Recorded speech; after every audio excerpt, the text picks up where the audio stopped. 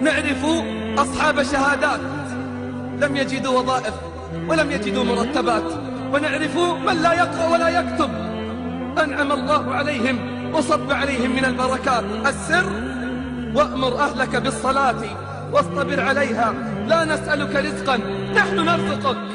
جاء أحدهم إلى أحد الصالحين يشتكي ارتفاع الأسعار والأثمان. قال الصالح: والله ما أبالي لو أن حبة الشعير بدينار، علي أن أعبده كما أمرني وعليه أن يرزقني كما وعدني. علي أن أعبده كما أمرني وعليه أن يرزقني كما وعدني. وما خلقت الجن والإنس إلا ليعبدون، ما أريد منهم من رزق وما أريد أن يطعمون. السر: وأمر أهلك بالصلاة واصطبر عليها لا نسألك رزقا نحن نرزقك والعاقبة للتقوى. لما تنزل قول الله جل في علاه على النبي صلى الله عليه وسلم: فخلف من بعدهم خلف أضاعوا الصلاة واتبعوا الشهوات فسوف يلقون غيا.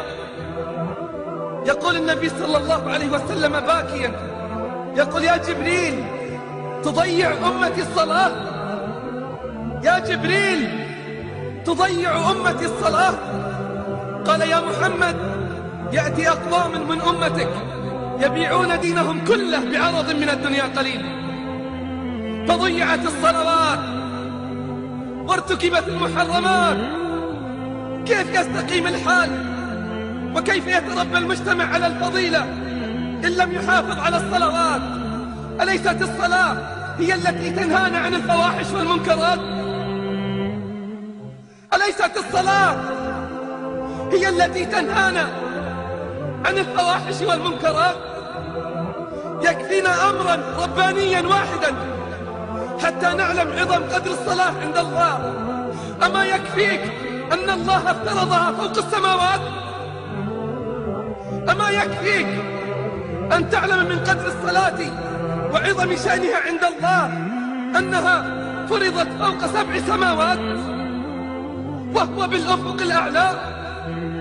ادنا فتدلى فكان قاب قوسين أو أدنى فأوحى إلى عبده ما أوحى.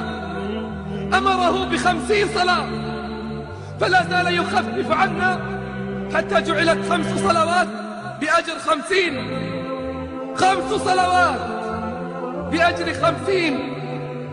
الصلاة نور، كيف تستطيع أن تسير في الظلمات؟ كثير يتخبطون، كثير يشتكون من الهموم والغموم، علاجهم الانضمام إلى صفوف المصلين.